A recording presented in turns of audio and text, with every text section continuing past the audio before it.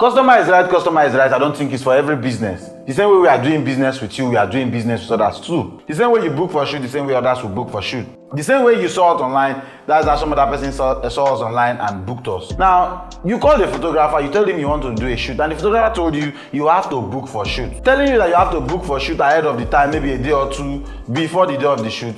You are telling the photographer you cannot do transfer, you cannot do this. In this modern age, fine, you cannot do transfer, but the photographer tells you this is his policy. You have to book before the day of the shoot. You are telling the photographer, is there no other way? The photographer said anything that you are doing has to be a day before or before the shoot. You are telling the photographer, can't you go to the studio and pay? The photographer tells you it's not possible. You start saying the photographer has pride. This is how you guys do because you have a lot of clients. This is how you guys do because people are. That's saying a lot of things to this photographer. Is it really right? When we want to start buying equipment, we don't tell the person that is selling the equipment to send the equipment to us.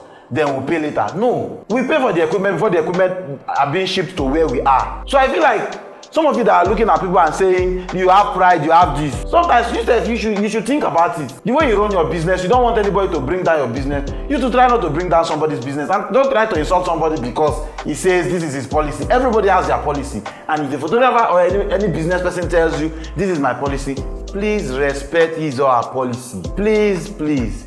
Thank you and God bless you. Peace. We shop mine.